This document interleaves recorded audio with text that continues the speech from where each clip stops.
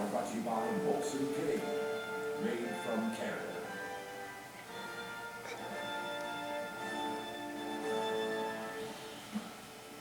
All right, we're back. We're a couple minutes away from the We interrupt this program to bring you an important news bulletin.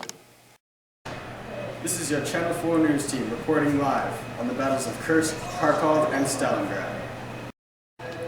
This is your Channel 4 news team. I am Justin Eliason. And I am Jamie Shinkuski. August of 1942 marked the beginning of the Battle of Stalingrad, where Nazi Germany fought against the Soviet Union for control of the city of Stalingrad. We now go to Jeremy Smithson, who is live on location. I'm Jeremy Smithson, reporting live from the Battle of Stalingrad in Stalingrad, Russia, on February 15, 1943. General Frederick Paulus, commander of the German Sixth Army, has mounted an offensive against General Zhukov and the Soviet Army.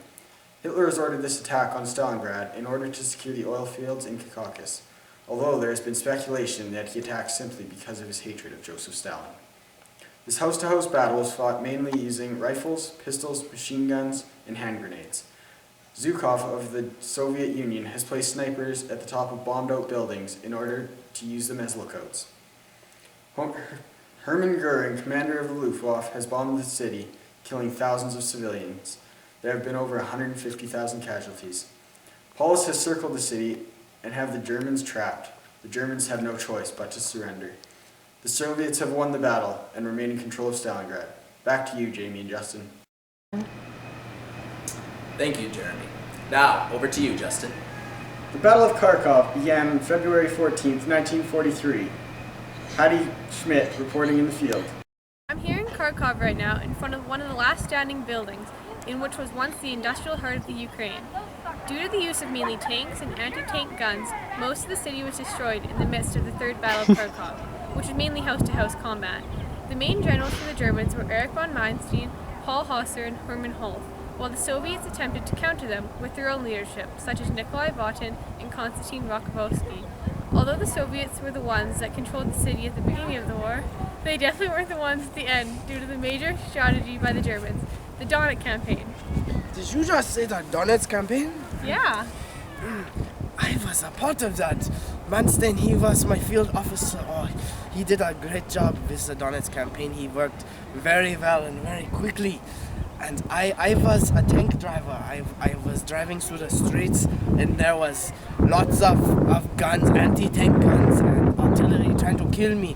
But I made it through and I'm very thankful of that. Well, thank you for your time. Just as that man mentioned, the campaign was created by Manstein and was set in 3 stages. They were to acquire strategic land, move towards the city, and finally fight for the city. This campaign worked just as the Germans had hoped. On February 19, 1943, Manstein's campaign was ignited. By March 6, the Germans were headed over the Mosh River, and finally on March 18, Manstein and the German army had secured the city and won the battle. This battle set the stage for the Battle of Kursk. The Germans were to hold on to Kharkov until after the Battle of Kursk, where on August 22, 1943, the Soviet Union would reclaim Kharkov for the final time. Back to you, Jamie. Thank you, Heidi. We've just had some breaking news came in. Jamie. Thank you, Justin.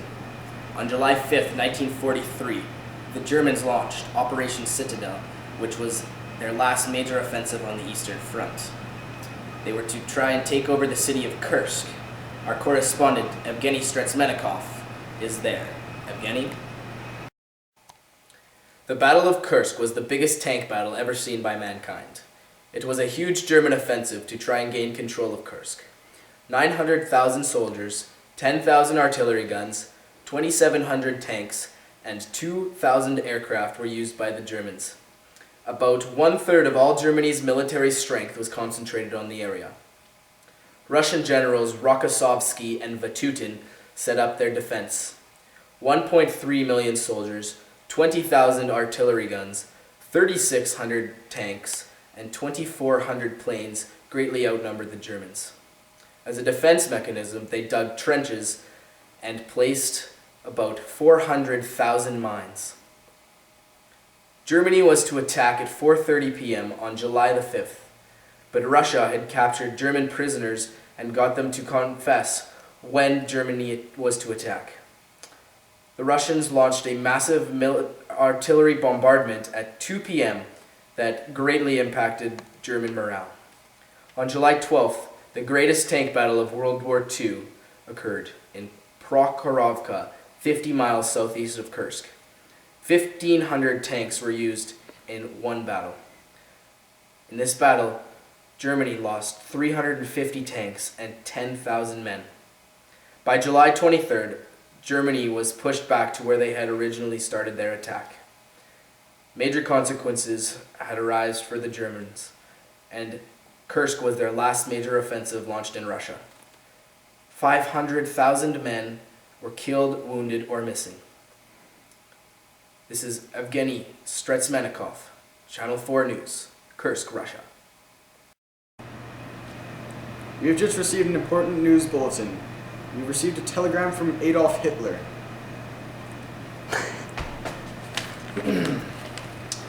This offensive is of decisive importance. It must end in swift and decisive success. Every commander, every private soldier must be indoctrinated with the awareness of the decisive importance of this offensive. Victory at Kursk will be a beacon for the whole world. Adolf Hitler. We've just recently caught up with the 63rd last surviving war veteran from the Battle of Kursk. He's going to tell us about some of his life experiences with the battle.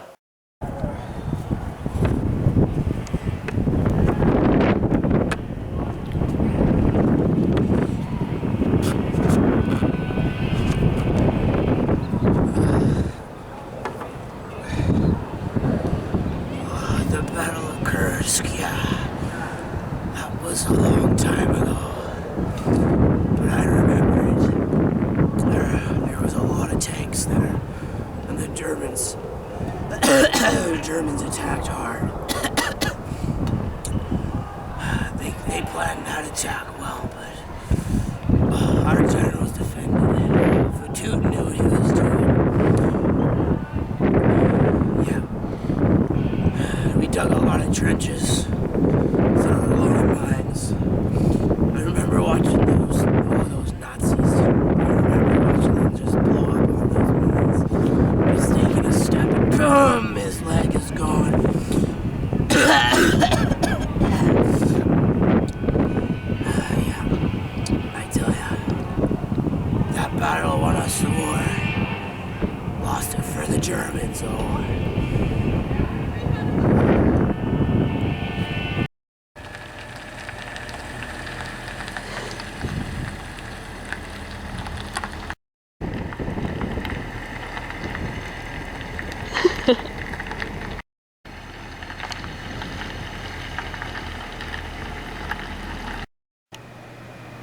Jamie, Did you know that the greatest tank battle of World War II took place on July 12th?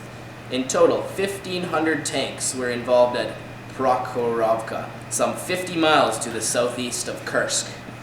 I did not know that. That's a very interesting fact, Jamie. I thought so as well. Did you know that on September 26th, the 6th Army raised their swastika above the government buildings in Stalingrad? I did not know that. Only to be later taken back by the Soviet Union. How about that? Interesting stuff. Now you know.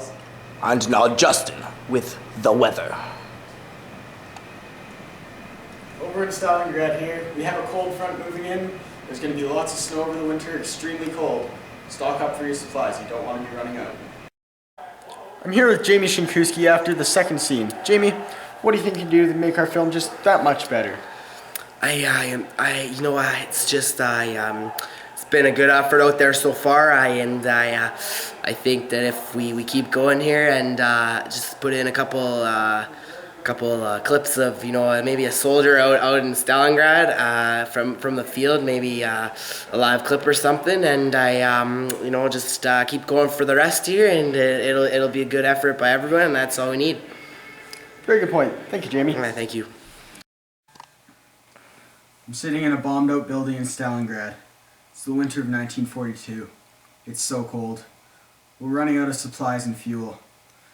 I don't think we'll be able to live much longer. All my friends are dead.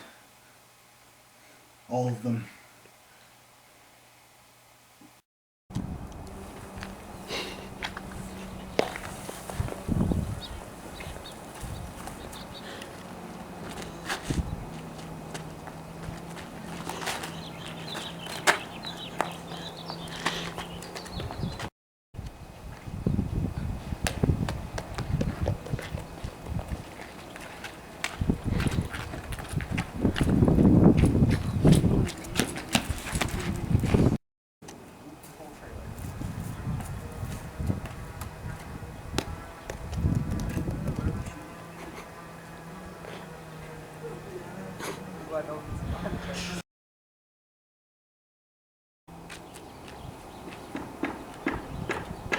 For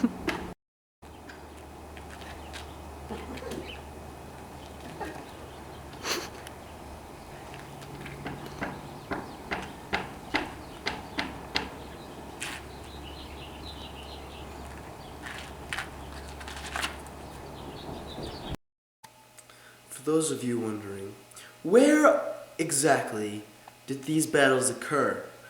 Where is Stalingrad and Kursk and Kharkov? Well, they are in Russia and the Ukraine, and Germany is in Western Europe, somewhere over in this area if the map extended. And they marched across and found themselves in Stalingrad over here, in Kharkov in the Ukraine here, and in Kursk, slightly north of Kharkov here. Now, as our second map shows, it shows the German line right before the attack on Kursk, right before Operation Citadel. And as you can see, the German line had already conquered Kharkov and Orel, even more northern of Kursk, and they were going to push and attack Kursk. So now you know where these three battles occurred. This is Channel 4 News, I'm Jamie Shinkuski. and I'm Justin Eliason. Have yourselves a good day. This is our World War II version of Follow Me by Uncle Cracker.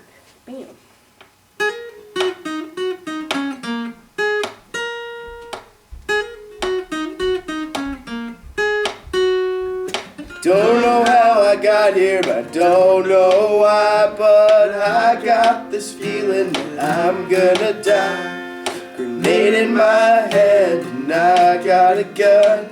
Surrounded by Nazis, got nowhere to run. And the girl said, follow me and everything is alright.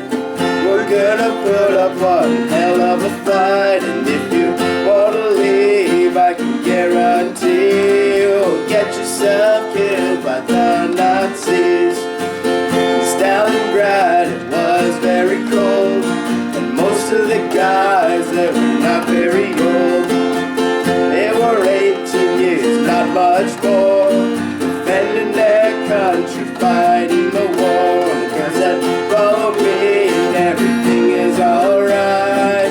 We're gonna put up one hell of a fight. And if you wanna leave, I can guarantee you'll get yourself killed by the Nazis. At Kharkov, the Germans, they won, but the fighting was still not done. At Kursk there were tanks galore, but it didn't help the Nazis win the war.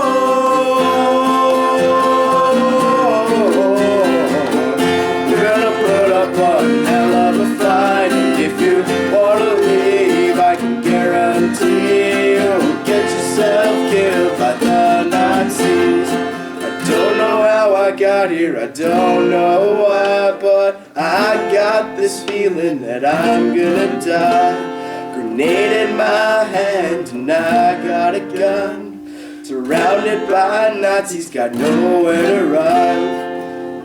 Follow me and everything is alright. We're gonna put up one hell of a fight. And if you wanna leave, I can guarantee you'll get yourself killed by the Nazis. And if you wanna leave, I can guarantee you'll get yourself killed by the